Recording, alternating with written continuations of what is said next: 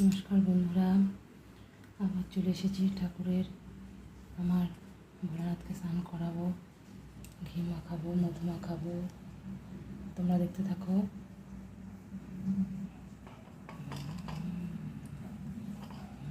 ঘি মাখিয়ে দিচ্ছি আমার ভোলানাথকে।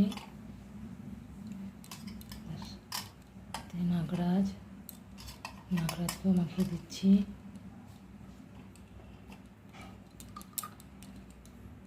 সবসময় মনে রাখবে, যখন শিবকে ঘি মধু মাখাবে, আগে ফার্স্টেই লিঙ্গতে দেবে না, প্রথমেই এদিকে মানাবে। এখানে মা পার্বতীর, কার্তিক, গণেশ সবাইকেই মাখানো হয়। এখানে মাখালে এখানে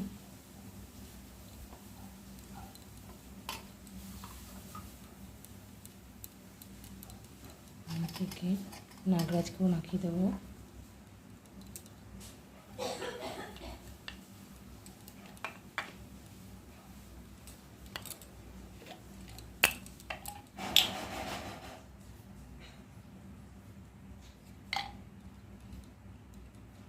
মধু মাখিয়ে দিচ্ছি শিবলিঙ্গতে।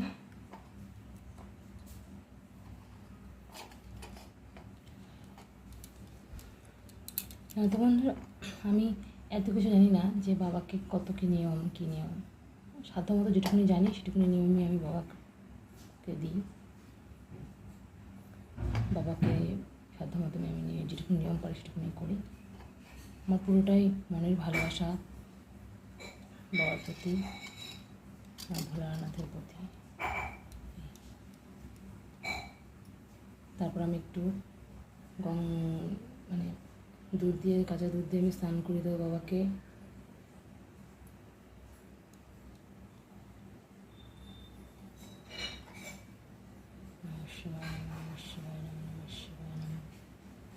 নাগরাজকে একটু স্নান করে দেবো।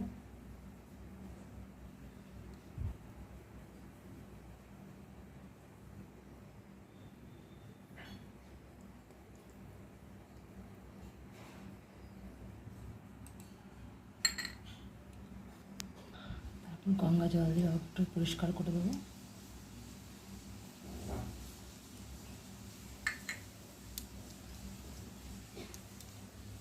পাথরের বাটি কিনতে, পাথরের বাটি বসে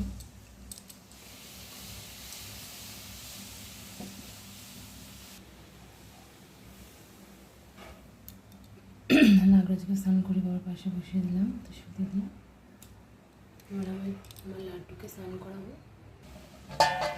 সব মাখিয়ে দিলাম গঙ্গা জল দিয়ে।